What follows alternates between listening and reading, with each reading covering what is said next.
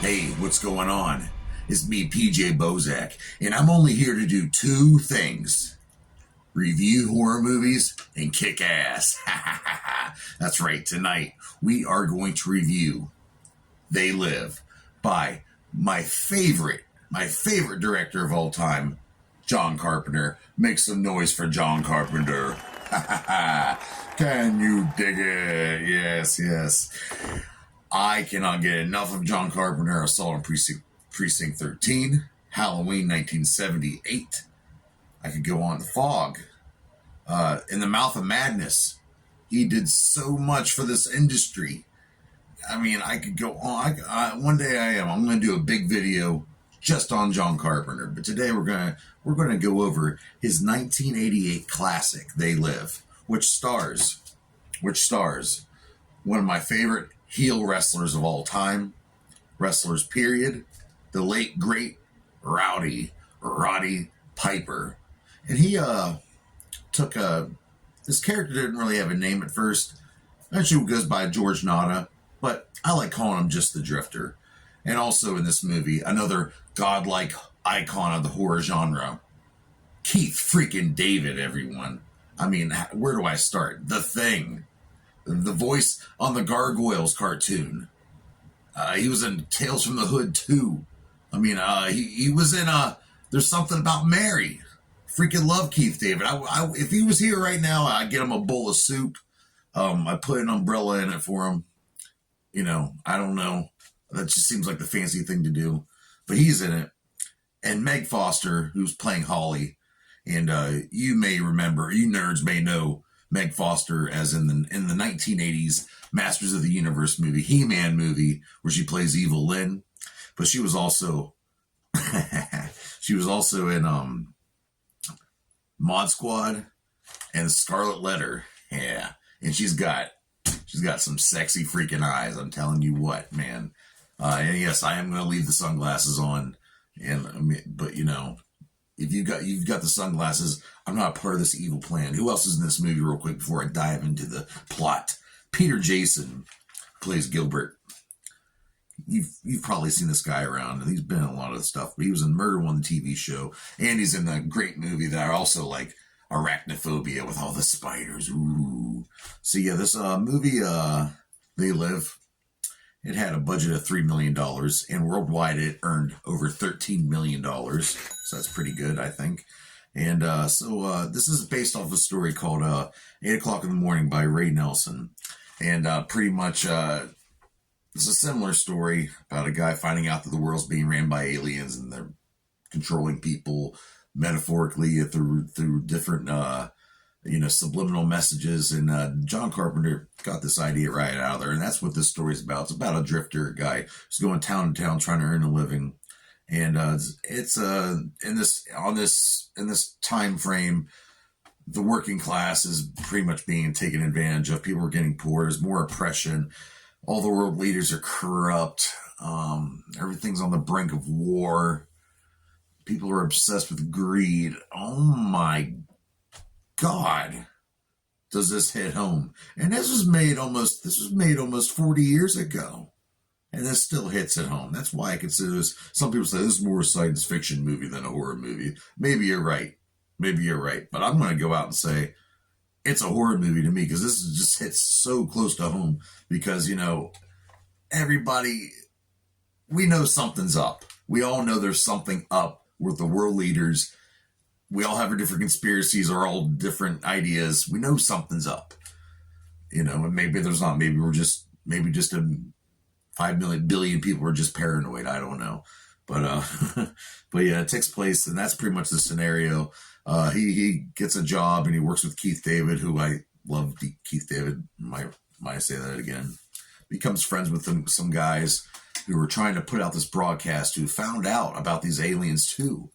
And they're trying to put out this broadcast so everyone can find out the truth about the world leaders and the news and the police and everyone in control, that they're being controlled, you know. And then, so anyway, the Drifter, he ends up kind of getting involved, snooping around, trying to figure out what's going on. Something seems off. And then, you know, of course, the police, bulldozers show up, attacking all these guys who are trying to break out the truth to everyone. And, you know, the Drifter he gets away and he stumbles upon a box of sunglasses. He picks up the pair of sunglasses, puts it on. When he puts it on, he sees everything the way it really is. They've been using a signal to control our senses so we don't see what's really there. Signs that say, you do not question authority, consume, reproduce, have no imagination, stay asleep. Ooh, you know, just like the Drifter said, life's a bitch. She's back in heat. This movie's so good. So he tracks down Keith David, trying to get him to get his character's name's Frank, by the way, trying to get him to look through the glasses so he can believe him. And it's one of the best fight scenes ever. And of course, he used Roddy Piper because he seemed like the typical American working class man. He's also a wrestler. He can do his own stunts. And this movie fight scene is one of the most parodied. I mean, South Park.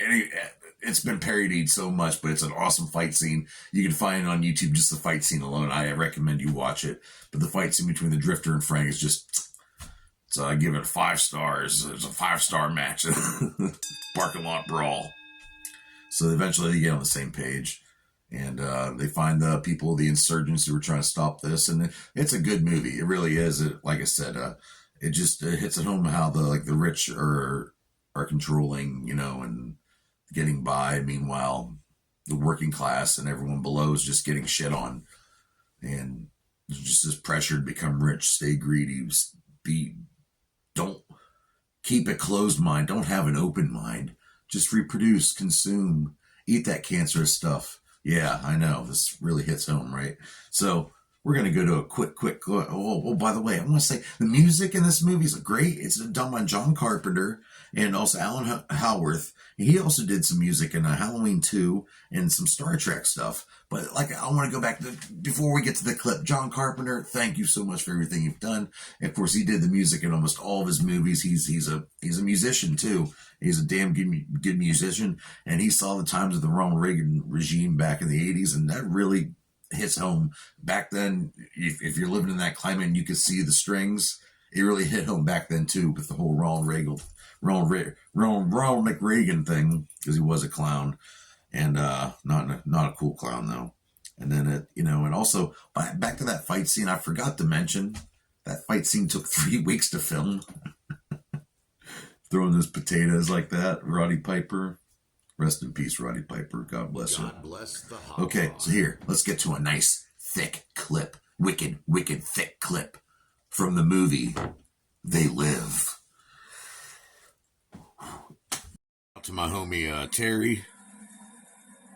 He loves this freaking movie, so do I. And I probably won't. This isn't that scary. It is. If you're an adult growing up in America within the last 30 years and you really know the subtext of this movie, it's scary as shit, yo. Roddy Piper, he was the fucking... Ah! They're trying to take over.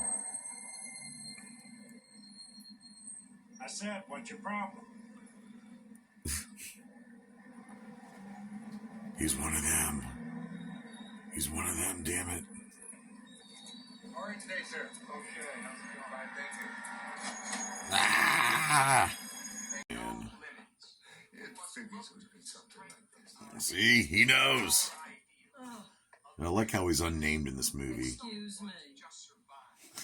You know, you look like your head fell in the cheese dip back in 1957.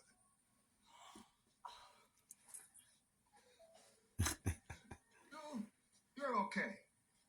This one, real fucking ugly. You see, I take these glasses off. She looks like a regular person, doesn't she, huh? Put them back on. Formaldehyde face. That's what we got. That's enough out of you. Get out or I call the cops. Call the cops. You know what you need? You need a Brazilian plastic surgeon. I've got one that can see.